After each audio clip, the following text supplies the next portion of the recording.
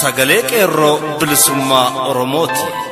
Sagaleen qeerroo bilisummaa Oromoo torbaanitti guyyaa 3 facaasaa yookaan kibxata kamisaa fi jimaata akka lakkoofsa sa'a Oromootti galgala keessaa sa'a 7:00 hanga 8tti meetir baandii 16 yookaan kiiloo heerzii 17,840 irratti qilleensa irraan isiniif darbuudha. Kun sagalee qeerroo bilisummaa Oromooti.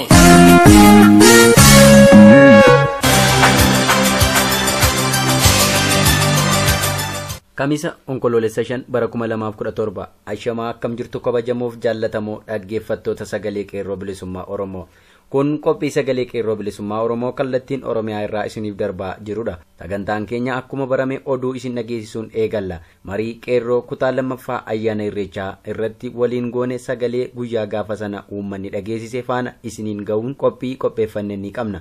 Oduutti aanee isin bira kan ga'u ta'a. Isin keessummeessaa kan isin faana turu Qalbeessaa Dhange'aati. Hanga xumura sagantaa keenyaatti nu waliin turaa jechaa amma kallattiin gara oduu Jaal Abdii Bilisummaa qopheeffatettan isin dabarsaa turmaana gaarii. Ashama akkam jirtu kabajamoo dhaggeeffattoota keenya. Oduu guyyaa irraaf qopheeffannee qabadhee dhiyaadheera. Oduu waliin an Abdii Bilisummaati. Godina Gujiitti mormiin itti fufuudhaan waraanni irra deebiin banamuun dhaga'ame. Walitti bu'iinsi uummata Oromoo Gujii fi uummata Kibbaa gidduutti uumamuudhaan waraanni gaggeeffamaa akka ture gabaasaa turuun keenya ni yaadatama. Waraana kanaanis miidhaan uummatarra akka ga'e hubatameera. Walitti bu'iinsi kun yeroo darbees kallattii lamaan Burjii fi Amaaroodhaan gaggeeffamaa tureera. Ammas itti fufuudhaan waldhabdeen uumamuudhaan onkoloolessa 2 poolisoonni naannoo Kibbaa dargaggoo Gobbuu Tun'ee jedhamu rasaasaan rukkutuun akka ajjeesan maddi oduu keenya addeessee jira. Sirna awwaalcha dargaggoo kanarrattis uummanni Oromoo mormii cimaa agarsiisuun jibba mootummaa wayyaanii irraa qabus agarsiiseera. Waraanni humna ittisa biyyattii sirna awwaalcha dargaggoo kanarratti akka uummanni hin argamneef dhiibbaa gochaa akka turan gabaafameera. Du'aan dargaggoo kanaan wal qabatee uummanni hiriira ba'uudhaan magaalaa Bulee Horaa keessatti mormii taasisaa akka ture maddeen gabaasan. Uummanni shira mootummaa wayyaanee hubachuudhaan ollaasaa waliin wal dhabuu erga dhiisee kan bubbule ta'uyyuu mootummaan goleessituu wayyaanee shira adda biraa xaxuudhaan qabsoo uummata Oromoo duubatti harkisuuf yaaliin gootu laayyoo miti. Wayyaaneen meeshaa waraanaa uummata Gumuziif dabarsaa utuu jirtu lixa Oromiyaa magaalaa Ukkee keessatti harkatti qabamee jira. Humni gita bittuu wayyaanee waggaa bittaa isaa dheereffachuudhaaf hojii jalqabee cimsee kan itti fufe yoo ta'u akkuma baha Oromiyaan uummata naannoo Somaalee fakkaatee uummata Oromoo lafarraa buqqaasaa ture lixa Oromiyaanis hojii isaa itti fufuun qophii xumuruun isaa sabaa himaaleef gabaasaalee garaagaraan ifa ta'aa tureera. Humni waraanaa wayyaanee naannolee Oromiyaa daangessan maraaf meeshaa waraanaa hiruu irratti argama. Qabeenya uummata Oromoo saamuun kanneen badhaadhan qabeenyuma Oromoo irraa saamaniin meeshaa waraanaa bitatanii naannolee Oromiyaa daangessan gargaaruu irratti fuulleffannoo jabaan hojjetaa jiru. Haaluma kanaan torbee darbe keessaa meeshaa waraanaa matarayyasii, qawwee, boombii fi kanneen waraanaaf oolan mara gargaarsa uummata Gumuziif konkolaataa FSR tokko fe'ee utuu deemuu kallattiin harkatti qabamuu odeessi qeerroo ifa godha. Magaalaa Ukkee keessatti meeshaa qabame kana gara waajjira poolisii magaalaa Naqamteetti sirbaa poolisoonni Oromiyaa aantummaa uummataa agarsiisuun gara Naqamteetti kan geessan yoo ta'u dubbiin konkolaachisaa sanaas gaaraanu ergan uummanni Gumuz akka itti of eeguuf ergaa fi nuun jennaan geessaa jira jechuun akka Tigiroonni yookiin wayyaaneen ergite dubbatan jedhu. Ammas daangaa eeggachuuf fuulleffatanii akka jirantu himama. Kaaba Shaggar Salaaleetti fincilli xumura gabrummaa daran jabaatee itti fufe. Aanaa hidhabuu abootee keessatti onkoloolessa 3 bara 2017 hanga onkoloolessa 4tti itti fufee deemaa jiraachuusaa maddeen keenya qeerroo hidhabuu ifa godhan. Akkuma gabaasni qeerroo ona kanaa ifa godhetti uummanni Oromoo naannoo ganda Shanoo fi ganda hidhabuu abooteetti argaman sababa warshaa dhagaa East Cement jedhamuun jiraachuu dadhabanii yeroo dheeraaf rakkachaa turaniiru. Karaa danda'amuunis akka furmaata rakkinichaa argatan gaafachaa turuu isaanii ni yaadatama. Odeeffannoon arganne akka addeessutti rakkoolee uummata naannichaa mudatan keessaa muraasni konkolaataan kaampaanichaa yeroo dhagaa fi bishaan waraabbachuuf deemu owwaara kaasee uummata manaa bahuu dhowwachuudhaan uummata rakkisuu yeroo gannaa immoo lafa kutuudhaan hawaasa deemsa dhorkuu bishaan dhuunfaa isaatti baafatee burqaawwan naannichaa hunda gogsee balleessuudhaan jireenya hawaasaaf rakkoo akka fide warshaan kun jiraattota naannichaa rakkoo jireenyaaf saaxilee akka jiru dhaga'ame. Kana malees dhagaa gara irra caalu humnaan tola itti fayyadamee uummata mankaraarsaa jiraachuunis beekameera. Uummanni keenya naannoo warshaa kanaa jiraatan obsaan karaa nagaatiin rakkoon kun akka furamu gaafatanis namni isaan hubate tokkollee hin jiru. Kanaaf karaa beekaniin diddaa isaanii eegaluun warshaan kun akka cufatu mormii taasisaas jiru. Dhimma warshaa kanaan wal qabatee yeroo darbee uummanni rakkoo warshaa kana keessa jiru iyyataa akka turan odeessi arganne ifa godha. Warshaan dhagaa aanaa hidhabuu abootee keessatti argamu kun bakka kuusaa balfaa dhabuudhaan qilleensa naannoo faalee rakkoo fayyaaf uummata saaxilaa akka jirus maddeen eeraniiru. Dabalataanis safuu fi duudhaa hawaasaa cabsuudhaan wantoota hawaasa keessatti hin baratamin hojjechuudhaan rakkoo uumaa akka jirus dhaga'ameera. Kana malees hoogganaan warshichaa abbaa humnaa ta'uudhaan hojjettoota warshichaaf miindaa akka fedhetti kaffaluudhaan fayyadamummaa uummataa xiqqeessaa akka turee fi dargaggoota rakkisaa akka jiru itti dabaluudhaan maddu oduu sagalee qeerroo bilisummaa Oromoo qaqqabee addeesseera. Dhumarratti hidhamtoonni siyaasaa mana hidhaa Qilixoo jiran haala kabaja ayyaana Irreechaa bara kanaa ilaalchisuun humna jabina argatan ibsatan. Mana hidhaa Qilixoo keessaa zoonii lammaffaa keessatti hidhamaa kan jiran ilmaan Oromoo nagaan xumuramuu ayyaana Irreechaa bara kanaa fi bifa qindaa'een mormiin geggeeffamee miidhaa tokko malee xumuramuun nu gammachiiseera jedhan. Zoonii lammaffaa kana keessatti jajjabeewwan waraana bilisummaa Oromoo fi barattoonni yuunivarsiitii Madda Walaabuu irraa qabaman kan keessatti argaman uummanni Oromoo shira mootummaa wayyaanee irra aanuudhaan jaalalaa fi tokkummaadhaan ayyaana Irreechaa kabajachuu isaatiin gammachuun keenya guddaadha kan jedhan. Gara fuula duraattis bu'aan qabsoo Oromoo milkaa'ina ta'uusaa miira gammachuun akka dubbatan namoonni jaallan kana dubbisan nuuf gabaasaniiru. Akkasumas uummata cunqurfamaa kanaaf fedhii ofii wareeguu isaaniitti boonuudhaan kabajni ayyaana Irreechaa baranaa guyyaa gammachuu keenyaati jechuun jajjabina qaban akka ibsatan odeessi arganne addeesseera. Itti dabaluunis jaarsi umurii 87 Jaal-Dhaqqabaa Waariyoo zoonii kana keessatti kan argamu ta'uu ibsanii maddeen Oromoonni mooraa diinaa kana keessatti ukkaanfamanii jiran lubbuudhaan nagaa ta'uus nuuf eeraniiru. Uummanni Oromoo tokkummaa amma agarsiisuun diina rifaasise kana itti fufuun mootummaa wayyaaneetti xumura gochuu akka qabus dhaamsa jaallanii maddeen oduu keenya nuuf gabaasaniiru. Kabajamoo dhaggeeffattoota keenya oduun guyyaarraaf qopheeffannee kana fakkaata. Qophiilee keenyaafan waliin turtii gaarii.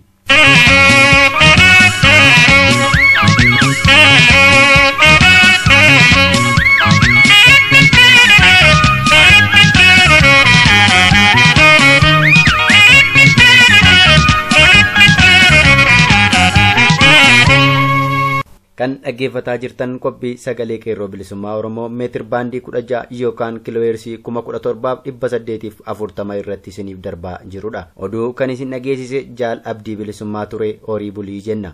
Sagantaan keenya akkuma itti fufetti jira. Kanatti aansuun muuziqaa ce'umsaa tokkoon booda gara marii qeerrootiin isin dabarsa. Ammas nu waliin tura.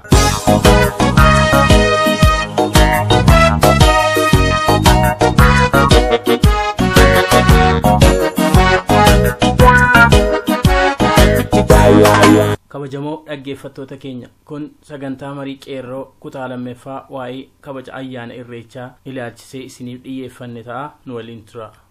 Eegaa jaallan lama ana waliin as na biratti argamu Jaal Qalbeessaa Dhangiyaa fi Jaal Abdii Bilisummaa taanee wanta guyyaa sana ta'aa ture sagantaa keenya lammaffaa fi sadhumaa kanarratti isin biraan geenyaa turtii gaariin. Egaa akkuma beekamu guyyaa sana jaallan na biratti argaman kun kallattii garaagaraa dirqama mataa isaanii fudhatanii bobba'anii jiru.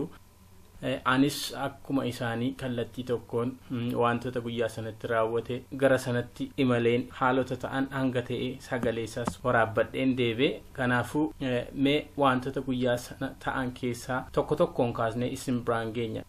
Mee haaluma kanaan Jaal Abdii Bilisummaa mee guyyaa sana waan argitee fi toora irratti bobbaate irratti waan qabattee dhiyaatte nu biraan ga'i. Hayyeegaa akkuma tu jette guyyaa sana bakka sanatti argamuudhaan wantoota bakka sanatti ta'e hordofuudhaa fi kutaadhaan bakka sadiitti wal hirreeti kan nuti ayyaana sana hordofaa turre jalbultii irraa kaasee jechuudha. Ganama akkuma malkaa deemuuf ka'ameeni akkuma aadaa uummata Oromoo duraanii sanatti akkuma sirna kabaja ayyaana irreechaa dur ture sanaatiin kan inni eegalame abbootii gadaatiin durfamuudhaan kan inni jalqabame uummanni yeroo malkaa bu'u wantoota malkaa yeroo deeman agarsiifaman hunda agarsiisaati kan bu'ee wanta ajjabne keessaa ayyaana irreechaa kana kabajuudhaaf inni duraan innichi namarraa argamu marga qabachuudha waan jiidhaa qabatanii malkaa deemuudha jechuudha. Kuni akka ta'etti ta'eera namni hunduu marga qabatee gara malkaatti deemaa ture. Akkasumas jalqaba akkuma giddugala magaalaa sanaatti akkuma ka'ameeni namni hunduu kutaa jiruun wal hiree kutaa deemu sanaan wal hiree yaa mareehoo jechaati kan inni gara malkaatti bobba'ee. Akkasuma bifuma kanaatiin egaa namni hunduu kallattii jiru hundaan karaa aadaa qabu hundaan gara irreeffannaatti bobba'aa ture. Akkasuma yeroo gara malkaatti deemanii Oromootu dhufee karaa gallakkisaa waan akkasiifaatii sirbamaa ture. Kanaafuu bifuma seeraa irreeffannaatiin kan inni gaggeeffamaa ture jalqabarraa kaasnee yoo ilaalle jechuudha.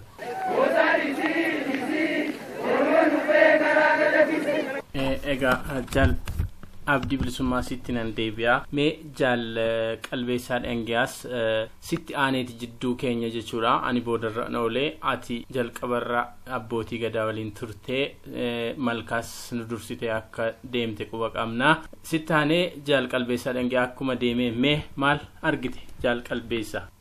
Iyyee jaallan koo egaa marti keenya iyyuu ayyaana irreechaa irratti argamuudhaan bakka qabanne sana keessatti wantoota argine gaafa walitti kaafnee haasofnu baay'ee namatti tola. Keessattuu naannoon ani turetti miira hawaasa sanaan jalqaba to'adhe. Miirri hawaasa sanaa maal akka fakkaatu gaafa ni ilaalu miira jaalalaa miira gammachuutiinidha kan inni gaafa wal argu wal simate. Kana cinatti yaadata yoo ta'e gaafa ayyaana irreechaa sana bariisaa bokkaan roobuu eegalee bokkaan sun milkii jaba akka qabu tilmaameen yeroo sana baay'ee na gammachiise isa bokkaan roobillee. Kana irratti bokkaan gaafa roobu corroqni garaagaraallee hanga ba'utti ture. Corroqa sanaallee miira ittiin uummanni keenya cina wal daddabarse suni hammam uummanni kun akka gahaa ta'eef hammam akka uummanni kun wal gaggeessuu danda'uun tilmaame. Kana yeroon jedhu corroqni utuu nama tokkotti illee namuuf hammam carraa bal'aa qabu irraa baay'ee walitti seera. Kana cinatti gaafa corroqarra utaalanii maal jedhanii gaafa uffata walitti namu gaafa uffata adii uffata bareedaa uffata ayyaana ittiin kabajamuuf bahe kophee qulqulleeffamee bahe corroqaan walitti facaasan illee miirri uummatarraa argamu miira jaalalaa miira gammachuudha malee maaf natti facaafte akkamitti natti faca'uu danda'a illee namni jedhee wal ija diimaa wal ilaaleen jiru. Egaa jaalle qalbeessa amman wantoota kaate kan keessa waan hubadhe nan qaba. Dhimma nagaa uummata kanaa irratti waan bira darbuun barbaanne tokko jira. Innis maali uummanni kun yeroo malkaa deemu uummatni miliyoonni kun yeroo inni daandii dhiphoo sanarraa wal danda'ee rakkoo tokko tuuraan hin ga'in yeroo inni deemaa ture argaa turre. Akkuma tu jette guyyaa sana bokkaa ture. Bokkaan sun daandiirra corroqaa dhoqee hamaa ture. Darbee daandii sanarra kan jiru boolli illee numa jira. Akkasumallee qoreen garaagaraallee daandii sanarra numa jira. Bulchiinsi magaalaa Bishooftuu miidiyaatti waan nuti argaa turre ayyaana kana kabajuudhaaf qulqullinni magaalaa sirriitti eegameera jedhaniiti kan isaan haasa'aa turan. Garuu wanta achitti argine wanti haaraa wanta hojjetame tokkollee hin jiru daandii sanarratti. Boolli numa jira corroqni numa jira. Uummanni kun garuu kana hundumaa utuu rakkoo tokko walirraan hin ga'in bakka dhoqqeetti dhaabatee wal dabarsee harka qabee wal dabarsee utuu dhiibbaa tokko walirraan hin gahin deemaa ture. Akkasuma akkuma tu jette kabaja kana ayyaana kanaaf wanti addaan tokko wanti ta'een beekne tokko ta'eera. Innis sirna foollee sana ijaaruudhaan nageenya uummataa kana eegsisuudha. Foolleen ijaarame sunii fi poolisiin Oromiyaa waliin ta'uudhaan yeroo isaan itti uummata daandii agarsiisaa turani yeroo isaan gara dhoqqeerraa uummata qabaa turani yeroo isaan gargaaranii akka uummanni kun nagaan bahee nagaan galu godhani argaan ture. Ani amma waan kanan irraa hubadhe uummanni kun yoomiyyuu geggeessaa aangoo qabatee taa'ee uummata kana nan geggeessa jedhu agas mara kan inni hin barbaanne ta'uu isaati. Maaliif ofuma isaa uummanni kun uummata nagaa qabudha. Uummata ofuma isaa of wal geggeessee ofuma isaa wal kabajee waliin jireenya gaarii tokko jiraachuu danda'udha. Kanan hubadhe kanarra. Gama biraatiin ammas wantootni ani jechuu barbaadu gara kuteenyaan uummanni kun wal ta'ee afaan tokko dubbachuu isaati. Keessattiyyuu geggeessummaa chaawo wayyaanee kana booda walirraa galleerraa nagaa isa dhumaa waan itti dhaame faanatti fakkaata beektaa nan gaafatan. Mee ati dhaadannoo keessaa waan tokko kaastee jirta. asirratti waan ani biran darbine jaal abdii bilisummaas akkasuma waan qabateeru jira waa'ee dhaadannoo kana mee dhaadannoo gaafa guyyaa sana dhageesse keessaa nu dhageessuu dandeessaa?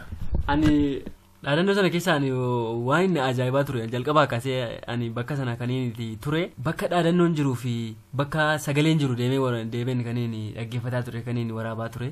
Akkasuma waan arge keessaa uummanni kun jalqabaa hagam akka inni dhaabaa adda bilisummaa Oromoo irraa jaalala agamii akka inni qabu kabaja akkamii akka inni qabuu fi itti amanamummaa akkamii akka inni qabu hubachuu danda'eera. Kanarraas uummata kana bilisa baasuu kan danda'u dhaaba adda bilisummaa Oromoo kanaaf waraana bilisummaa Oromoo ta'uu isaati kan inni hubadhe. Kanarraas maal akkamitti yoo jettanii uummanni kun yeroo gara malkaatti irraa gadi deemu kaayilloon laawoo jechaa yeroo inni turedha kan inni argaa ture.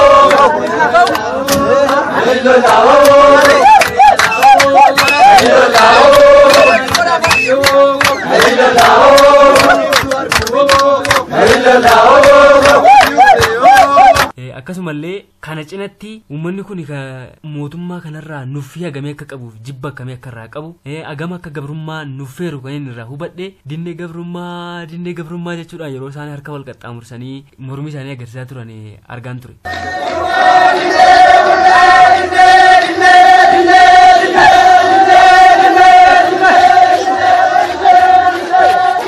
Jaalle abdii naannoo dinnee garbummaan suni naannoo malkaatti irra jireessaan kan ta'e utoo achi hin ga'inillee akkuma itti faaruuwwan waboo faarsan jajjaboo ture keessattiyyuu fakkeenyaaf waboon maal kajeelee loluu kajeelee waboon maal kajeelee diina dha'uu kajeelee diina dhaanuu kajeelee qeerroon maal kajeelee haleellaa kajeelee inni suni miira jabaa keessa uummata akka gashedha keessattiyyuu uummanni hammam akka waboo irraa jaalala guddaa qabuu fi hammam akka amantoo qabu na hubachiiseera beektee naannoo sanatti. Maarree kun almani waan yaadadhe keessa inni gaara keessa waboon maal kajeelee haleellaa kajeelee inni lammii keessa qeerroon maal kajeelee haleellaa kajeelee yeroo isaan jedhani hagam akka uummanni kun bilisummaa fi hawwii guddaa fedhii guddaa qabudha kan inni hubatu. Gara biraatiin waa'ee dhaadannoo jaalmichuun kaasee ture dhaadannoo irratti dhaadannoowwan achirratti turan dhaadannoo baay'ee jajjaboodha keessattuu namoota mana hidhaa jiranii akka isaan mana hidhaatii lakkifamanii fi artistoonni Oromoo akkasuma immoo paartii koongirensii federaalistii Oromoo obbo Baqqalaa Garbaa dabalatee hidhamtoonni siyaasaa kamillee akka mana hidhaatiin lakkifamuu qabanii mana hidhaatii hanga isaan lakkifamanitti hidhamtoonni siyaasaa ni hidhaman kamiyyuu hanga mana hidhaatii lakkifamanitti qabsoo keenya jabeessinee finiinsina jechaa yeroo turedha qeerroo bilisummaa Oromoo.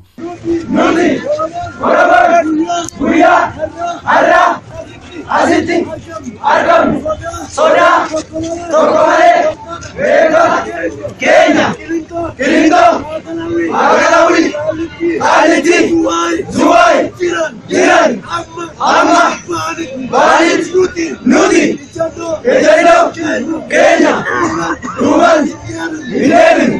Gama biraatiin immoo waraanni liyyuu haayilii Sumaalee daangaa irratti uummata Oromoo irratti banamee jiru waraana naannoo Somaalee osoo hin taane waraana wayyaaneetidha TPLFidha. TPLF waraana sana uummatarraa hin dhaabdu taana qabsoo keenya jabeessinee ni argisiisna dhaadannoowwan jedhan faallee waraabbadhe of harkaa qaba.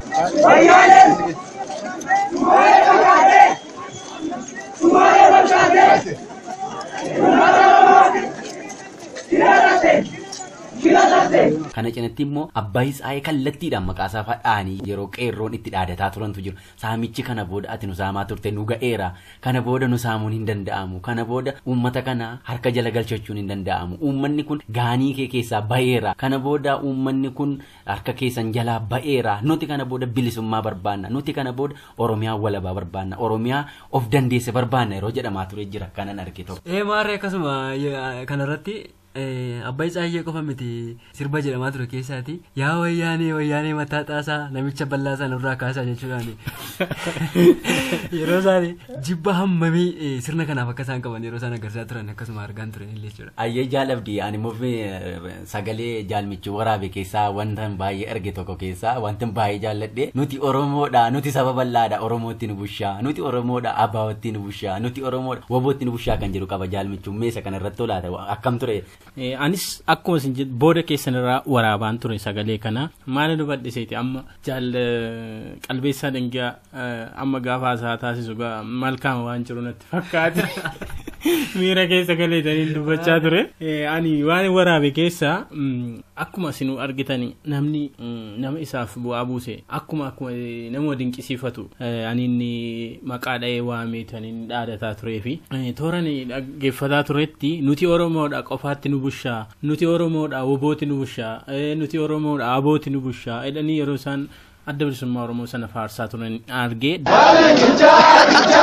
Nu Oromoodha qofaatti nu bushaa, qofaatti nu bushaa, qofaatti nu bushaa, qofaatti nu bushaa, qofaatti nu bushaa, qofaatti nu bushaa, qofaatti nu bushaa, qofaatti nu bushaa, qofaatti nu bushaa, qofaatti nu bushaa. Dabalataan gara Yuunivarsiitii Rift Vaaliitti ol ba'anii walitti qabamuudhaani dubartii guddoo fi dargaggoon tokko fuuldura uummataa ba'anii uummanni walitti qabame yeroo isaan Dr. Mararaa Guddinaa Obbo Baqqalaa Garbaa suura isaa kaasaniiti. Obbo Baqqalaa Garbaa wargitee ta'e egaa kun sagaleedhaaf malee sila viidiyoo isaa isinitti argisiifna. Suura Obbo Baqqalaa Garbaa guddisanii namoota mana hidhaa jiran jajjabeewwan akka Mahammed Abdii faa, Jaal Eebbisaa faa, Jaal Badhaadhaa faa waraana bilisummaa Oromoo mana hidhaa zoonii 3 jiran egaa isaa wal beeku natti fakkaata. Maqaa isaanii dhaaniiti yeroo isaan itti dhaadataa turanii. Akkasumas illee namni waanuma dinqisiifatu qaba waan ta'eef aktivistoota illee namoonni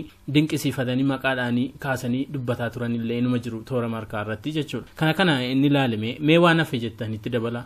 Akkasuma kumatu jette gaanillee carraa kana argadhee gara Yuunivarsiitii Rift Vaalii sanatti ol bahee argeen ture. Uummanni yeroo malkaatii deebi'ee bakka sanatti walitti qabamu wanti bakka sana ture waan hamilee guddaa qabudha, waan humna guddaa qabudha. Kunis Yuunivarsiitii Rift Vaalii bira yeroo ga'anii abbaa qabeenyaa Rift Vaalii kan ta'e obbo Dinquu Dayyaasiin yeroo isaan maqaadhaanii jaalala akkamii akka isaaf qabanii fi hojiinni uummata Oromoof hojjete dinqisiifataa yeroo isaan itti dhaadannoo garaagaraa jechaa turan yeroo isaan kabaja qabaniif mul'isaa turanii argaa turre. Akkasumallee nageenya uummata kanaa kanneen eegsisan yeroo isaan itti galateeffataa turanii waan akkasii faate kaniitu argaa turre. Darbee immoo bakka sana utuma jirru waan inni argee hin beekne, waan inni yaadee hin beekne waan inni argee poolisoonni Oromiyaa malkaatii yeroo deebanii uummanni gaa akkuma malkaatii deebiin konkolaataa qabatee gariin gara Finfinneetti gariin gara dhufeetti deddeebi'aa ture. Uummanni poolisoonni kun uummata kanaan tumsanii duraaf fuuldura goranii akka rakkoon nageenyaa tokkollee isaan irra kan geenye taasisaa turani. Kana cinatti immoo jaalala akkamii akka uummataaf qabanii fi waan gaarii tokko hojjechuu isaanii hubachuudhaan kabaja uummata sanaaf qabanii harkatti raasuudhaan darbee mallattoo injifannoo wayi miira isaanii irraati kan hin argamaa ture. Akkasumallee uummanni illee poolisota kanatti humnaa ol gammaduudhaan yeroo isaan dhufanitti iyyee itti fooricee harkatti raasee miira akkasii ture, miira jaalala akkasii, miira gammachuu akkasii ture waan akkasii. Kana cinatti wantoonni ani gaafa sana arge gara biraan immoo ni jiru. Jaalabdii jaalmichu wantoonni inni isinitti himu Oromoon gaafa sana ayyaana irreechaa irratti ba'e Oromoo har'a lubbuun jiru qabsaa'ota har'a lubbuun jiran qofa faarfate miti. Qabsaa'ota kaleessa dheengadda wareegaman danuu isaanii maqaa isaanii kaasee baay'ee isaanii maqaa isaanii kaaseetidha kan inni faarfataa ture. Keessattuu artistii Eebbisaa Addunyaa bakkoota hedduuttidha kan uummanni kaasee leellisaa ture. Akkasumas Injiinar Tasfaa'uun Camadaa, Jagamaa Badhaanee, Kabbadaa Buzunash akkasuma namoota kaleessa dheengadda qabsoo bilisummaa Oromoo keessatti wareegaman hedduu isaanii maqaa isaanii kaaseetidha kan inni yaadataa ture. Gootota keenya kaleessaa danuu isaaniis waamee ittiin dhaadataa tureera. Gootota kaleessaa kan inni baay'ee jabeessee maqaa dha'ee ittiin dhaadataa ture keessaa kanneen akka Baaroo Tumsaa faallee ni jira. Hayilee Fidaa, Taaddasaa Birruu akkasumas Maammoo Mazammir faa kan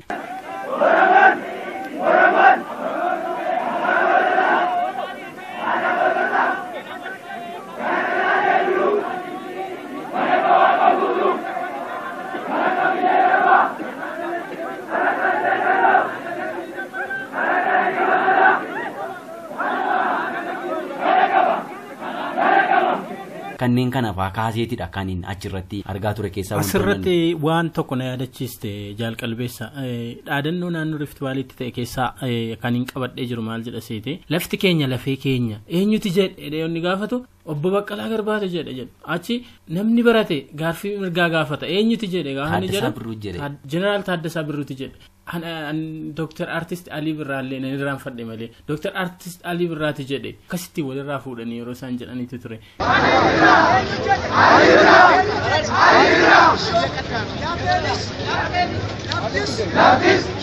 Kenya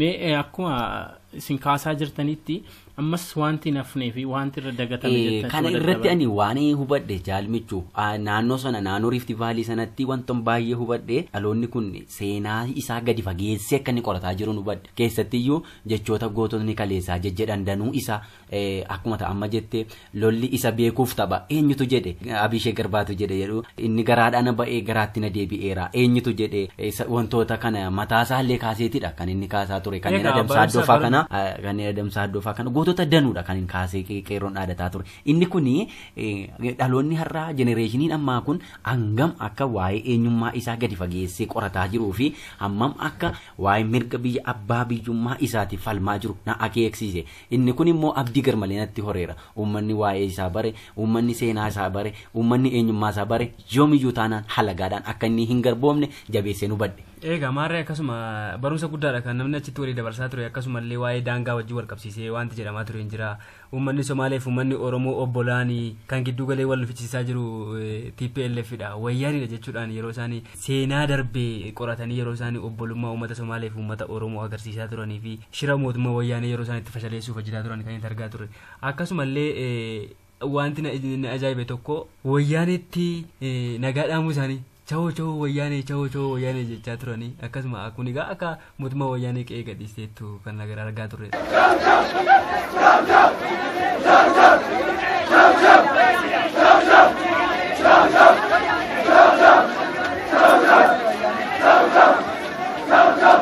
Akkasumallee wayyaanee zim yeroo isaan jedhanii afaan kee qabadhu si dhagaan jiru jechuu isaaniiti kan argaa turre.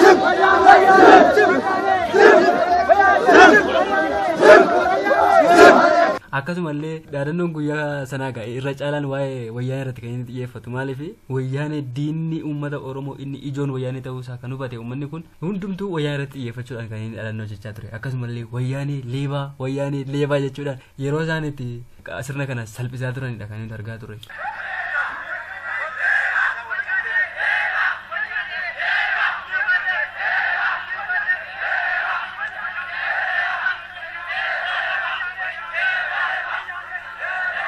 Kana malees immoo bakka yeroo malkaatti wal deebi'anii abaawoon Bishooftuu galee abaawoon Finfinnee galee abaawoon Shawaarraan galee abaawoon Wallaggarraan galee yeroo isaan jechaa turanii hagam akka laphee uummata kanaa keessaa adda bilisummaa Oromoon akkam akka jiruu fi dhaabni sun seelii uummata kanaa keessa seenee hagam akka jiru nama hubachiisa jechuudha wanti argaa turre.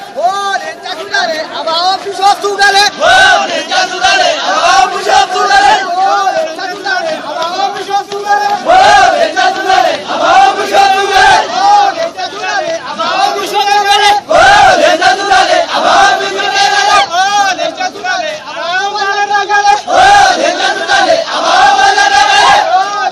wanti baay'ee hin daganne tokko dhumarratti wanta isin jechuu barbaadu namoonni gaafa alaabaa adda bilisummaa Oromoo alaabaa dhiigaan dhufte sana fannisan miiraa akkam hamaa ta'etu natti dhaga'ame baay'ee hanga himimmaan buusutti illee ga'eera inni kun guyyaa tokkoof illee haa ta'u akka sanatti ijoolleen gaafa dhaqanii alaabaa sana fannisan hammam akka garaana nyaate sitti himuu hin danda'u keessattiyyuu wantoonni gaafa sana ta'an keessaa wantoonni baay'ee ija koo duratti hafan gaafa qeerroon akka kana miira yaaddoof sodaa tokko malee alaabaa sana fannisedha inni kun illee keessatti baay'ee wantoota gaafa sanaa keessaa ijoo isa ta'edha.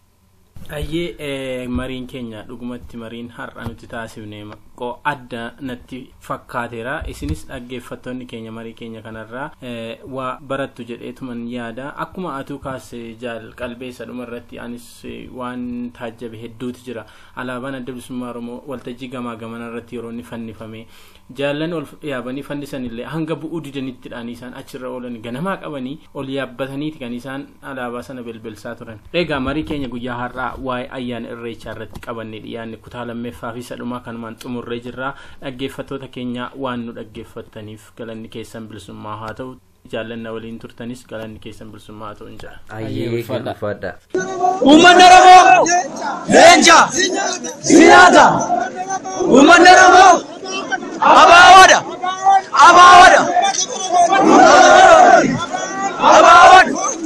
foon keenya nama biraa miti diina biraa miti uummanni Oromoo abaawoodha abaawoon uummata Oromooti uummanni Oromoo